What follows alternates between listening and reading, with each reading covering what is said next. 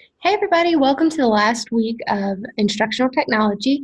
I'm going to show you how to make an ePortfolio in Canvas, but you can choose whatever tool you choose to use. The reason I wanted to show you how to do an ePortfolio in Canvas is because if you have Canvas, ePortfolios is a really great way to collaborate between classes. So unlike submitting an assignment in one course and then going to math and not being and your teacher not being able to access it. E-portfolios are different where you actually access it at the account level rather than the course level.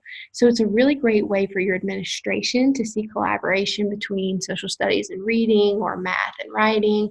If you wanted to do something for your students to be able to see and administration be able to see from class to class and from year to year, it will follow the student.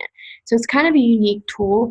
Now, I will say that it is very primitive considering how Canvas typically is in course design and in submissions. This is a very primitive tool, but Canvas is always improving. So I wanted to show you how to do this in case you want to do it with your students or in case you want to submit your ePortfolio this way for this assignment. So the way you're going to access it is you're going to click on Account, and then you'll see that you can access ePortfolios here. Then if you have never created an ePortfolio, yours will look slightly different here. But for me, I have created a couple, so it looks a little bit different. You actually will have an option right here to create an ePortfolio, but you'll also have one here. So let's create a new one. And I'll just call this one my ePortfolio.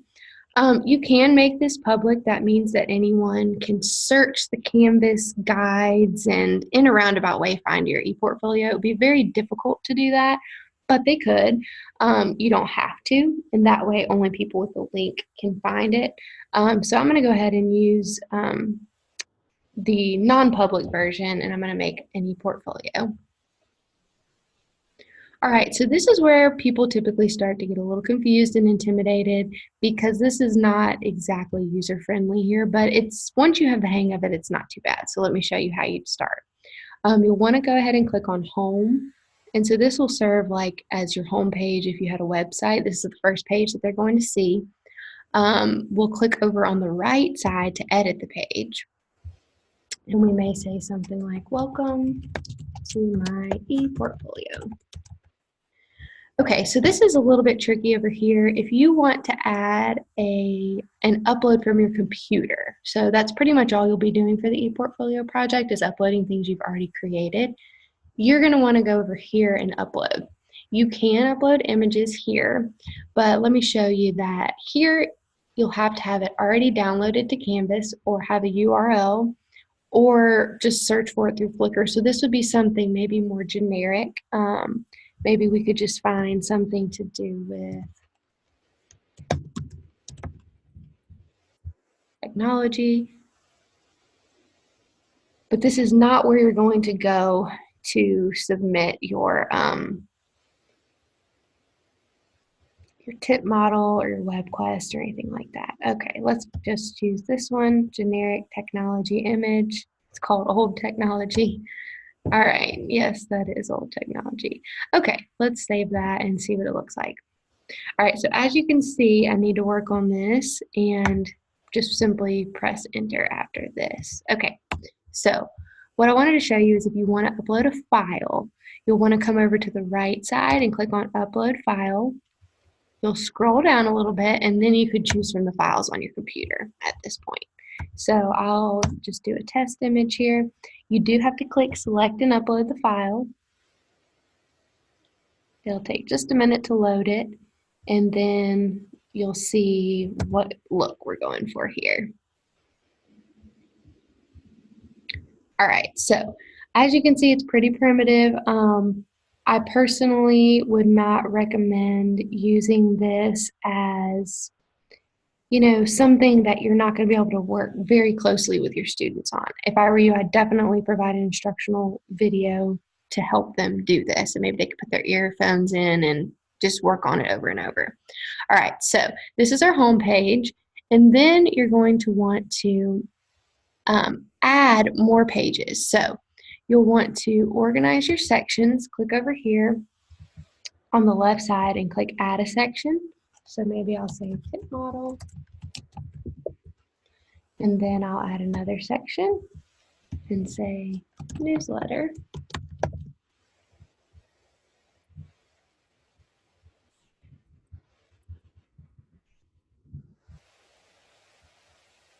All right, so I'm just going to do those for now and click on Done Editing. Okay, so these are my subheadings.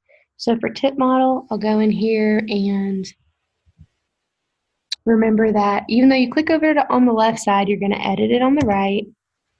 Um,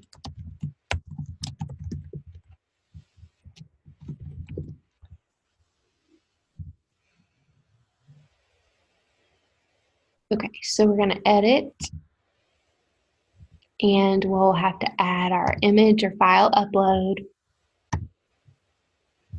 And I'm going to go ahead and just use this image again just to show you how to do it. Click select and upload.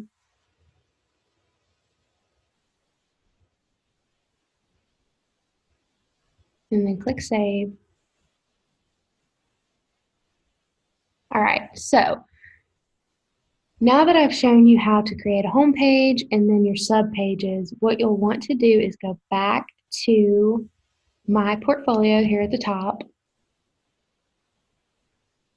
And this is where you're going to get the link to share it with me if you have made it private. If you've made it public, you'll simply go into your portfolio and copy and paste the URL from the top. But if you've made it private, you'll just copy this link address and submit it into your assignment in Canvas. If you have any questions about creating an ePortfolio, there are some awesome guides on how to do it. There's also a really good setup wizard. I'll show you how to use that. So this just actually will point to exactly what you need. So section pages, it'll bring you up right here and it'll point to what you're talking about over here. It's actually a really good little setup wizard. I would recommend using this if you plan on doing it with your students or if you plan on using it for your submission in this class. Let me know if you have any questions. Have a good one.